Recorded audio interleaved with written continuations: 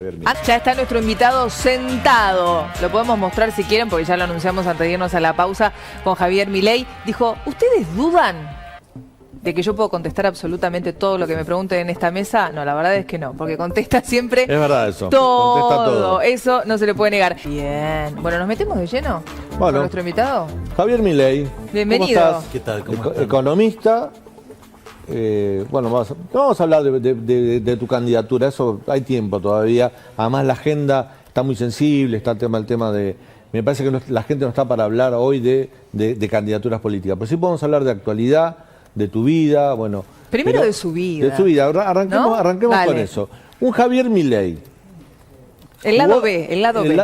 Cuando eras adolescente jugaste Chacarita. Sí, jugué en Chacarita, llegué a ser parte del plantel profesional en el año entre el 88 y el 89, que es cuando ingreso... Ahí te estamos viendo, Javier, mirá. Ah, sí, ese soy yo. En ese círculo está ahí Javier tenía Milei. 15 años.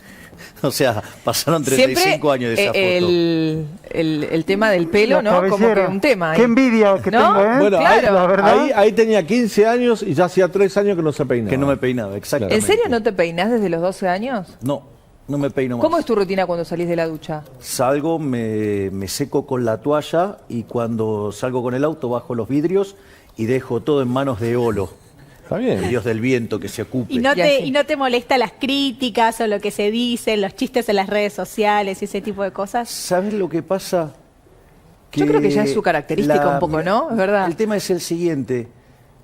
¿Sabes qué? La vida es demasiado importante como para estar viviendo acorde a lo que le gusta a los demás. Entonces, a mí me importa un rábano, hago lo que me gusta y listo, o sea, no. ¿Tuviste alguna novia que te dijo, che, peinate, vamos a una fiesta? No, digamos, de hecho han contribuido a despeinarme más. ¡Epa! Bueno. Para mí que aprendió de Ada Falcón, le recordamos a Ada Falcón, fue una gran diva argentina que hacía eso con el auto descapotable hace casi 100 años atrás.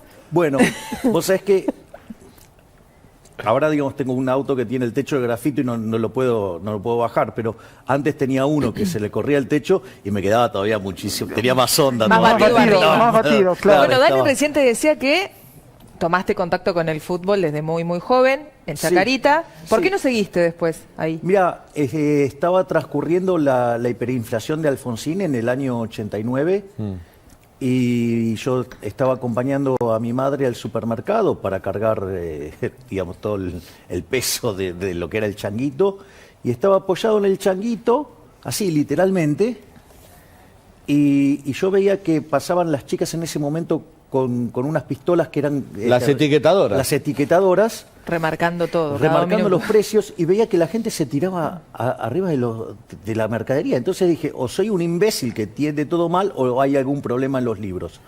Entonces ahí dejé de jugar al fútbol porque yo entrenaba 6 horas por día y básicamente lo que hice fue empezar a estudiar y bueno, fue tanto lo que me obsesionó el tema de la hiperinflación que a los 20 años escribí mi primer artículo académico que se llama La hiperinflación y la distorsión en los mercados.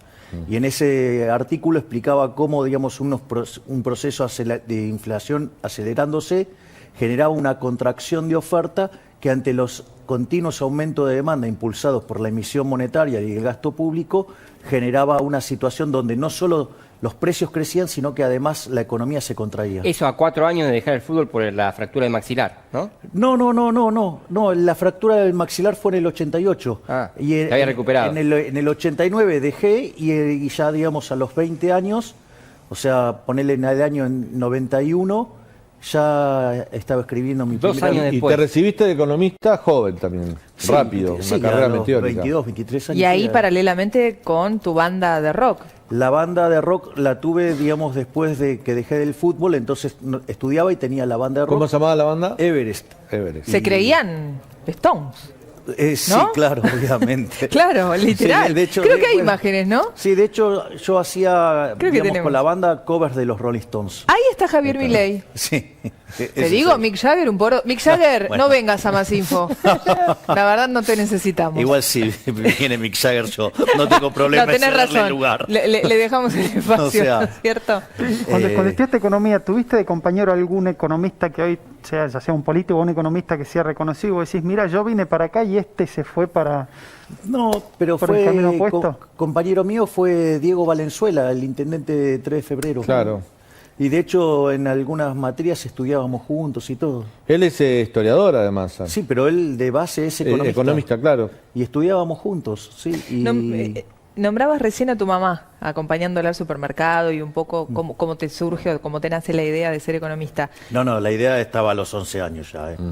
¿A los 11? Sí, ¿Ya tenías definido a los 11? sí.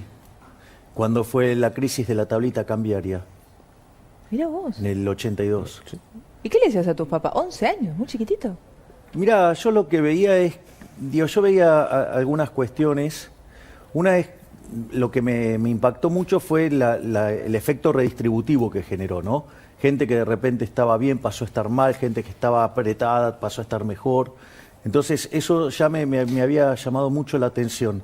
Y después otra cosa que fue muy determinante, porque en ese momento, digo, las perspectivas de trabajar como economista y ese tipo de cosas no lucían tan alentadoras. Y porque eso se revirtió en los 90, que fue que los economistas empezamos a tener más preponderancia. Y vos sabés que, digamos, ahí el argumento era, lo que yo me daba cuenta, es que todas las personas despotricaban con la plata que ganaban, todos.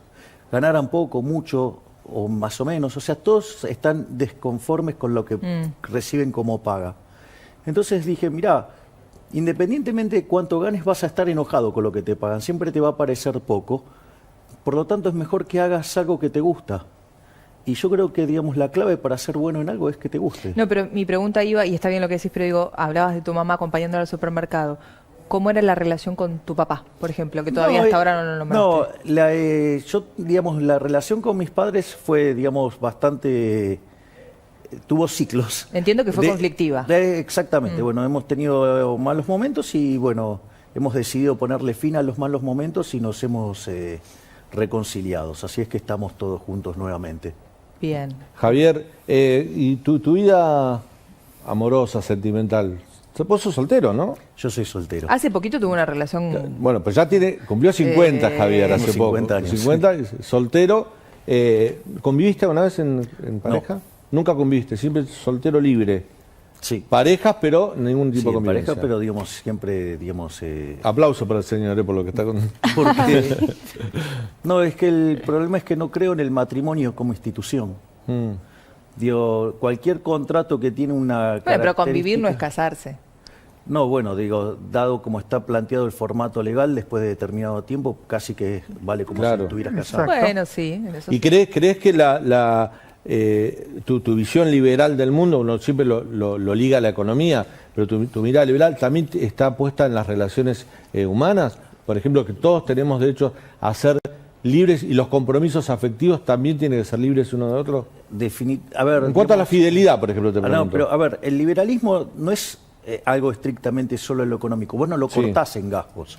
Alberto Beneja Lynch te dice, el liberalismo no se corta en gajos, es una filosofía de vida también. Digamos, o sea, entonces lo que importa es que los intercambios sean voluntarios. ¿Sí? Por ejemplo, nosotros, ¿qué decíamos con Daniela? Nosotros tenemos un monopolio bilateral, pero es acordado. Sí. ¿Sí? Digamos, o sea, porque si vos decidís, digamos, entrar en una relación, digamos, de modo monógamo, digamos, si es el acuerdo de las partes, ese es el acuerdo. Es decir, lo que importa es que los acuerdos sean voluntarios. Entonces, vos, digamos, podés tener una relación con otra persona que implique incorporar otras personas o no, porque es parte del acuerdo. Es decir, eso depende del acuerdo que vos tengas con la otra persona. Entonces, si yo decido tener digamos, me pongo de acuerdo con otra persona en encarar una relación y decimos no terceros, y ese es el acuerdo. Y si hay terceros y es parte del acuerdo, digamos, o sea, Acá lo importante es que los intercambios son voluntarios. ¿Qué pasa, justo con el acuerdo, qué pasa con el acuerdo de precios? Que nunca funciona en Argentina, donde hay dos partes supuestamente se pusieron de acuerdo y después terminaron naufragando. Tenemos a Español ahora persiguiendo o multando personas. No hay un acuerdo si una de las partes, digamos, se impone el acuerdo por la fuerza. O sea, si yo te pongo una pistola en la cabeza, eso no es un acuerdo. Es decir, vos lo acatás porque no te queda otro. O en el escritorio. Pero vamos... O sea, vos decís que acá fueron obligados. Obvio. A ver, vamos a esto. Los acuerdos de precios, los controles de precios nunca funcionaron en la historia. Hay un libro maravilloso que se llama 4000 años de controles de precios y salarios, y el subtítulo es ¿Cómo no combatir la inflación? Y arranca en el 2800 a.C., en la quinta dinastía de los sumerios. Te hace una reseña de los controles de precios más emblemáticos de la historia. Todos funcionaron mal. O sea, ninguno logró detener la inflación y todos terminaron con problemas de escasez y en algunos casos con asesinatos. Digo, llámese el caso del edicto de Diocleciano. Por eso yo siempre suelo, digamos, hacer la analogía con Paula Español, que se disfraza de general romano de Diocleciano y en lugar de matarlos, como en aquel momento, cortándole las cabezas, en realidad lo que hace es mandar las empresas a la quiebra. Pero, digamos, al margen de... Pero los efectos económicos, estrictamente económicos, o sea, la caída de la producción y el empleo es la misma. Y no detener la inflación. Y si vos querés un caso donde nunca funcionaron, es el caso argentino. Desde la mitad del siglo XX para adelante, Argentina siempre aplicó controles de precios, salvo en la época de convertibilidad. Justamente cuando no había control de precios no hubo inflación. Así es que es una aberración, porque aparte implica ir contra el derecho de propiedad, es no entender ¿sabes cuál es el problema? Vos querés divertirte con lo pedorro que son los economistas, preguntale lo que es el mercado. No saben. El mercado en realidad es un proceso de cooperación social donde se intercambian, esto es lo importante, derechos de propiedad. ¿Me entendés? O sea, vos me vendés tu... Media luna. No, ponele tu computadora. Okay. Y yo a cambio te entrego dinero. Es decir, pero el tema es que vos sos el dueño de la computadora y yo soy dueño de este dinero. Es decir, hay un intercambio de derechos de propiedad, donde vos después ese dinero lo vas a poder usar y yo la computadora la voy a poder usar. ¿Sí? Y tenés transferencias de derecho de propiedad. Es más, esa transferencia de derecho de propiedad, esa relación entre la cantidad de pesos que yo te estoy entregando a cambio de la computadora se llama ¿cómo? Precio. Y ese precio es un mecanismo de transmisión de señal. Y las personas, algunos van a decidir ser compradores, otros vendedores, eso es un proceso de coordinación. Y si las cantidades difieren entre las demandadas y la ofrecida, va a haber un impacto sobre el precio. Todo ese mecanismo, que es lo que coordina el sistema económico, el sistema de precios es como lo que sería el sistema nervioso al cuerpo humano. Cuando vos violentás el derecho de propiedad, la señal queda sucia. Entonces, ¿qué transmite? Y transmite porquería al sistema y el sistema, en lugar de coordinar, descoordina y los ajustes toman lugar en la dirección no deseada. Entonces, el remedio siempre termina siendo peor que la enfermedad. Y además no es la forma de bajar la inflación. Porque, ¿qué es la inflación? La inflación es la pérdida de poder adquisitivo de la moneda. Y justamente en relación a esto que decís, porque tocaste el tema y yo te iba a preguntar sobre inflación, Javier, claramente como se están dando las cosas, ya el objetivo del gobierno no se va a cumplir. Me parece que lo que, digamos, están cruzando los dedos para que mínimamente tengamos a fin de año, no sé, un 36% o menos como el año pasado. Ahora digo, cuando se le pregunta al gobierno sobre el tema de la inflación, responden, es que todavía no pudimos empezar a gobernar porque estamos en pandemia y estamos en una guerra. ¿Vos qué crees cuando el gobierno contesta eso? Porque cada vez que se le pregunta por el tema inflacionario. Que eso es falso, porque el problema del mundo en la pandemia fue la deflación, no la inflación. O sea, y la inflación la tienen absolutamente descontrolada y el problema es que siempre la culpa es de otro. Es decir, la hipótesis de la inflación multicausal es un invento de economistas delincuentes cómplices de los políticos, porque lo que hace es quitarle la responsabilidad. Si la inflación es siempre y en todo lugar un fenómeno monetario, algo que es lo más probado en la teoría económica, la responsabilidad estaría, digamos, en Reconquista 266, o sea, en el Banco Central. Es decir, en el fondo...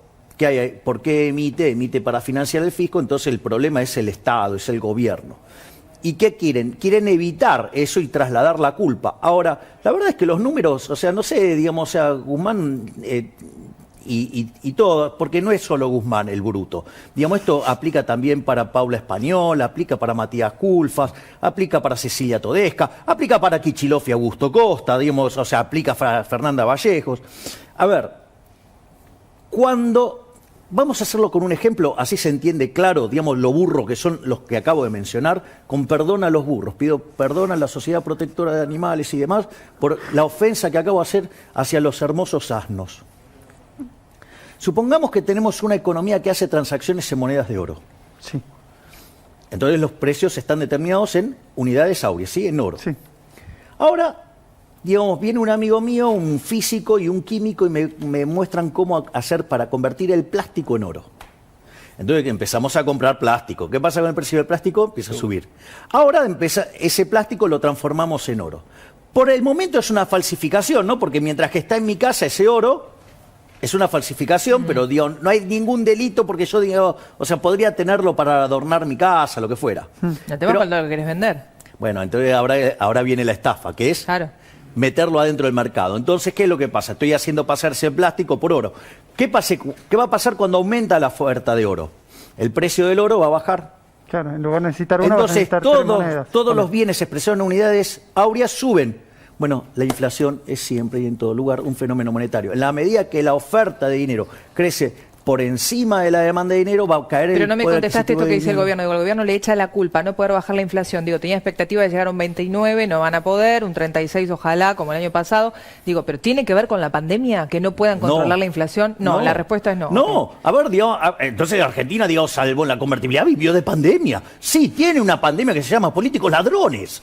Javier, esa es la verdadera a propósito pandemia. de la pandemia y la economía, ¿no? Recién estábamos hablando que el gobierno está analizando extender estas restricciones, algunas hasta profundizarlas, pero está... Al resto de la población, no a ellos, ¿no? Bueno, de eso vamos a hablar ahora, a eso apunta la pregunta, respecto a las libertades individuales, ¿no? Comerciantes que dicen, yo no puedo trabajar, no puedo abrir mi peluquería, no puedo abrir mi bar, no puedo ejercer mi derecho a trabajar, a transitar libremente. Empiezan las quejas de la sociedad respecto a los derechos individuales cercenados por una pandemia que, si uno lo analiza desde el punto de vista sanitario y del bien colectivo, bueno, hay una razón de peso. Hay una pandemia, hay muchos contagiados, se están por colapsar los hospitales, tenemos que cuidarnos. El gobierno decide cuidarnos de esa manera, con medidas restrictivas, y un sector de la sociedad dice, pará, estás afectando mi posibilidad de ganarme la vida, de trabajar, de transitar. ¿Cómo lo ves como un liberal? ¿Cómo lo ves desde ese punto de vista? ¿Qué debe primar? Sí, ahí? Pero lo que pasa es que ahí vos tenés una respuesta, te diría, en el plano teórico, si vos querés. O sea, yo filosóficamente soy anarcocapitalista, ¿sí? O sea, ahora, digo, el mundo en el que vivo no es ese. Vivo en un mundo, digo, se llama Argentina y tiene una constitución. Lo primero es que si van a avanzar sobre las libertades individuales de estas características, o sea, porque están condicionando la forma en la cual vos circulás, en la forma comercializás, en la avanzan. Bueno, exactamente. Digo, lo primero, digamos, debería ser hecho por el Congreso de la Nación, no con un decreto. Digo, estoy hablando en el marco que estás jugando. Sí. Segundo punto. Cuando vos tenés Estado, ese Estado además es estado de bienestar, y se ocupa de la salud, eso también juega como una restricción. Te lo hago con un ejemplo paralelo para que vayamos viendo cómo trata. Si fuera por mí, Méndez, vos te querés drogar, hacé lo que quieras, Daniel, drogate, hacé todo lo que quieras, mientras que yo no tenga que pagar la cuenta. ¿Me comprendés? O sea, vos te querés reventar a droga, hacelo, mientras que yo no tenga que pagar la cuenta. Ahora, cuando vos tenés Estado, que sea además Estado de bienestar, que además se dedica a la salud, si yo tengo que pagar la cuenta, no quiero que te drogues. ¿Me comprendés? Claro. ¿Por qué? Porque no quiero pagar la cuenta. Entonces, son las restricciones que empiezan a tener la vida real. Pero entonces no te importa él, te importa vos. Obvio que me importa mi propia persona. Es decir, ¿Pero vos podés estar bien si él está mal? Mirá, el responsable de mi felicidad soy yo. Es decir, si él... Pero yo, ¿quién soy para meterme qué él hace con su vida? Si él se quiere drogar, que lo haga. Digo, ¿quién soy yo para determinar? Mira, el liberalismo es el respeto irrestricto del proyecto de vida del prójimo. Y eso incluye el derecho a la vida, a la libertad y a la propiedad. Y él puede hacer con su vida lo que se le dé la gana, mientras que no agreda al resto, porque lo que está subyacente es el principio de no agresión. Mientras que vos hagas algo que no agrede al resto, es decir, ejemplo, XX se quiere suicidar. Problema de él. ¿Me comprendés? O sea, digo, ¿quién soy yo para determinar eso? Lo que yo no puedo hacer es robarte, lo que yo no puedo hacer es matarte, lo que yo no puedo hacer es golpearte, digamos, ¿ok? Sí. Pasa por ahí. O sea, porque la decisión que tome él, a mí no me afecta, es un problema de él. O sea, eso por un lado. Entonces, en ese contexto, porque si no, ¿qué vamos a hacer? ¿Le vamos a regular la vida a Daniel? ¿Qué puede hacer, qué no puede hacer? Entonces, ahora, entendiendo que tenemos estado de bienestar, que se dedica a la salud, ¿de qué depende la lógica de la evolución de una pandemia? Tiene dos líneas. Una es la de los individuos, otra es la del Estado. La línea de los individuos es la responsabilidad individual, que tiene que ver con el distanciamiento social, el uso de barbijos, sí, la higiene, los protocolos. Y después está la parte que le corresponde al Estado, porque si te vendió el seguro, ¿sí?, que se va a ocupar de la salud. En ese contexto, el Estado debería ocuparse de las vacunas y de los testeos. Testeos masivos, vacunación masiva. Cuanto más sea la profundidad del proceso de vacunación y de testeos, las restricciones a las libertades individuales son cada vez menores. Como este es un gobierno de ladrones y que por no dejar de robar no testea ni vacuna, entonces la variable de ajuste son nuestras libertades. Ahora, ¿cuál es el problema? Que cuando vos estás restringiendo cada vez más las libertades y destrozás el funcionamiento del sistema económico, empezás a tener otro problema, que es que no te dan los números. O sea, y ahí, por eso yo el año pasado denuncié la cuarentena del año pasado como delito de lesa humanidad, que va contra lo que es el Estatuto de Roma de 1998, artículo 7, inciso K, cuando hay una supresión sistemática del derecho de propiedad, ¿sí?, la consecuencia es que se convierte en un delito de lesa humanidad, porque si enfrentás al Estado, te terminás muriendo o te terminás convirtiendo en un esclavo que necesitas de su dádiva. Entonces, o te va por la libertad o te va por la vida, consecuentemente constituye un delito de lesa humanidad. Sí, Javier, sí, ¿quién gobierna en la Argentina hoy? Cristina. Cristina. Definitivamente. ¿Por qué? Porque Alberto Fernández no tiene base de sustentación política y queda esclavizado a las direcciones de Cristina Fernández de Kirchner. O sea, no tiene background, no tiene peso político como para hacer algo distinto. Por eso, digamos, cuando Alberto Fernández es elegido, digamos, presidente, yo tengo un conjunto de opiniones muy positivas sobre él. Y una de las cosas que dije es, pero va a arrancar haciendo populismo. ¿Por qué? Porque no tiene base de sustentación política. Si quisiera hacer lo que corresponde, sí, se lo comen los orcos. ¿Los orcos serían? Y, digamos, el séquito de fanáticos de Cristina. Javier, me parece interesante volver al tema vacunas, que creo que es lo que hoy en día la gente está más preocupada. ¿Cómo te parece que es la forma, teniendo en cuenta que el Estado argentino es un Estado pobre, hace muchísimos años que está en déficit, que la inflación es producto también de un círculo vicioso? Entonces, ¿vos cómo crees que habría que empezar a vacunar a partir de ahora, o cuál sería la solución para darle cara a esta segunda ola? A ver, vamos... El modelo, digamos, fue el año pasado, digamos, siempre mencioné como el modelo que a mí me gustaba y hoy se conoce como el más exitoso, que es el modelo de Israel. ¿Sí? Pero vos fíjate esto, Inglaterra vacuna 2 millones de personas por día. O sea que en un mes y un poquito vacuna a toda su población. Eso en Argentina implicaría vacunar 1,5 millones de personas por día. ¿Cuántos vacunados? Testeos. ¿Cuántos testeamos? 100.000. 100.000. Sí. ¿Ok? Es decir, entonces, todo lo que hace el Estado lo hace mal. Y cuando vos vas a las bases, ¿por qué, digamos, lo que te vas a encontrar es que siempre está, digamos, la mano negra del Estado, que es robo. De hecho, vos fíjate esto, el año pasado se dio asistencia por el equivalente de 5 puntos del PBI. Ahora, ¿eso implicaba que vos tenías que emitir? No, podrían haber dejado de robar. Entonces vos decís, ¿cómo vas a decir 5 puntos del PBI? No es una barbaridad, pero es que no lo digo yo, lo dice el BID. El BID hizo un estudio sobre la ineficiencia técnica del gasto público, ¿no? Peor región del mundo, América Latina, con 4,2% del PBI de ineficiencia, 4,4, perdón. ¿Cuánto tiene Argentina? 7,2. Y de esos 7,2, eufemísticamente, el BID a 5 puntos lo llama en Argentina filtraciones. Claro. Javier, a propósito ¿Está claro dónde está, digamos, el cáncer argentino? Es lo chorro que son los políticos. Sofi me dejó abierta la pregunta de vacunas y me lleva a lo ideológico. Argentina tiene contratos con la Federación Rusa por la Sputnik, con China, ahora va a llegar un cargamento de China. Está, bueno, pendiente lo de AstraZeneca, que está ahí con todos los problemas. Pfizer es un gran interrogante. Claro, pero no tiene contrato con laboratorios americanos. No tenemos Pfizer, no tenemos Moderna, no tenemos Johnson. ¿Qué piensas que es una decisión ideológica, geopolítica, o se dio así? ¿Cómo lo ves? La verdad es que no lo sé, pero viniendo de las cabezas... Porque hoy sobran vacunas en Estados Unidos.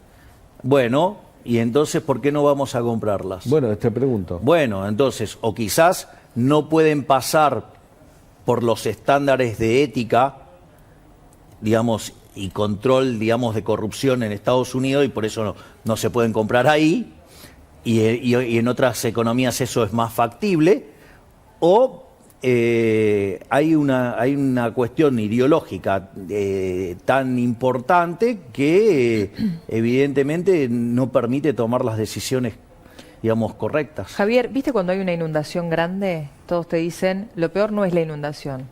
Lo peor puede llegar o venir cuando el agua baje. Tenemos que ver con qué nos encontramos. Bueno, ¿con qué nos vamos a encontrar cuando la pandemia pase? Porque esto, digamos, este túnel oscuro en el que estamos inmersos en algún momento nos va a dejar ver la luz, quiero creer. ¿Con qué nos vamos a encontrar? Esa pregunta que haces es brillante. Gracias. Y es, digo, la pregunta que me encantaría que todo el tiempo me hagan, que es, porque uno es el efecto decadente que trae Argentina repotenciado el último año. Argentina arrancó el siglo XX siendo el país más rico del mundo. Después de 120 años, o sea, entró a la pandemia 70, o sea, perdimos 69 puestos. Hoy estamos 120, ¿qué quiere decir? Que perdimos casi 50 puestos en un año. O sea, para tener una idea del daño. Séptimo en un ranking de miseria. Sí. ¿Lo viste ayer? Sí. Digamos, prefiero ir por el del PBI per cápita. O sea, porque podemos chicanear de todo lo que se nos dé la gana al gobierno con el índice de miseria, pero digo, cuando uno entiende... Además hablarle al televidente de PBI, que esto que yo digo, bajar al llano completamente está bien, la información. Pero esto es el ingreso medio, está bien, el PBI digo, per cápita es el ingreso medio. Pero bueno, viste, no sé, algunos tecnicismos. Te pido por favor, porque esto que vos dijiste, por eso el vale la pena, dice, digamos, trabajar en la respuesta. ¿Qué va a pasar cuando esto pase? Digo? Bueno, por eso. ¿Qué quiere decir? Caímos al nivel 120. O sea, ¿por qué? Porque el año pasado Argentina fue el país que más cayó del G20, Argentina fue un país que cayó 3 veces lo que cayó el mundo, la tasa de desempleo en el peor momento llegó bien medida al 29%, tenemos 10,5% de indigentes, más de 42% de pobres y de estos números en crecimiento. Y ahí, o sea, eso es el desastre que causamos el año pasado. Por lo tanto, digamos, lo que hagas este año, o sea, viene también con el acarreo de lo que fue el desastre del año pasado. Y acá es donde de los últimos años también. No sé si solo del año pasado. Bueno, está bien, digamos, yo acabo de escribir 120 años de historia, pero acabo de demostrar que en el último año, o sea, fue muchísimo más desastroso que lo que hicimos en los 120 años, porque si perdimos 69 puestos en 120 años y en un año solo perdimos 50, algo mal hicimos. Cuando baje el agua... Bueno, ahí es donde está el gran problema, porque vos cerrando las empresas, bueno, el año pasado cerraron muchísimas empresas, casi 100.000 empresas. Y ahí vos tenés otro problema, porque ¿qué pasó? Las que resistieron se comieron el capital de trabajo, que es la plata que vos utilizás para que la empresa funcione, y se empezaron a comer el capital financiero para poder seguir sosteniendo la nómina salarial. Es decir, que las empresas están en una situación financiera muy delicada. ¿Y qué quiere decir en el fondo? Que te comiste el capital. Y cuando vos te comes el capital, la productividad es menor. Por ende, los salarios son menores. Entonces, la situación que vamos a encontrar después de todo esto va a ser muchísimo más miserable. Porque si vos tenés, además, un desequilibrio fiscal monstruoso, propio de una crisis de órdago, si vos tenés un desequilibrio monetario monstruoso, propio de una megacrisis, si vos tenés un problema en el sector externo, si vos tenés problemas en el sector real porque la economía no crece, digamos, no se expande desde el año 2011. De hecho, Argentina tiene un PBI per cápita, si todo sale como el gobierno quiere, 18% menor que aquel nivel. Entonces, y tengo los problemas monstruosos de pobreza e indigencia. Educación, sumale. Bueno, lo que vos tenés ahí es un combo que cuando esto explote va a ser un desastre.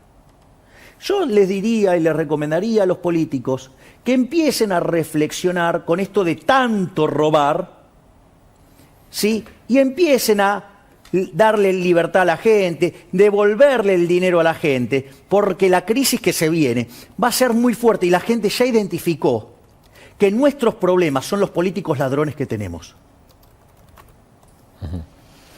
Javier, te cambio de tema, nombraste hace un rato las vacunas. ¿Te vacunarías con alguna de las vacunas que hay hoy en Argentina? Si te tocara tu turno, o sea, sin saltearte la fila ni nada. Tengo mis reparos todavía, digo, las quiero ver funcionar. O sea, no tengo la sensación que haya si hubiera suficiente... otra, supongamos, si tuviese Pfizer acá. Pero de vuelta, no tienen, digamos, todavía mucha... O sea, no tiene que ver con la vacuna en sí, sino no, tiene que ver con cómo las vacunas funciona la prueba científica. ¿Tuviste coronavirus? Gracias a Dios, no. ¿Algún familiar fallecido? No. Entonces quizá pensarías diferente.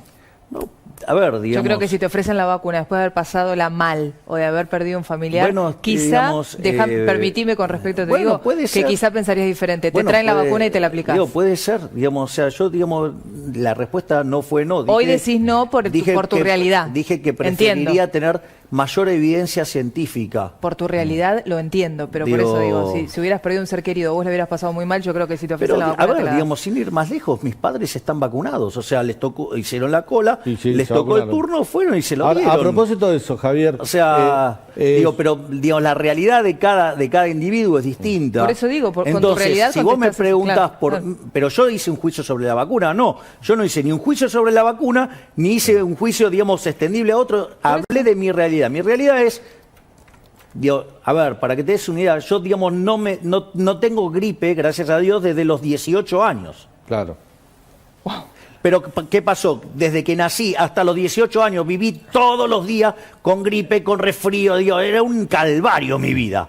Y entonces, digo, no sé, y después en un momento no tuve más. Javier, la última.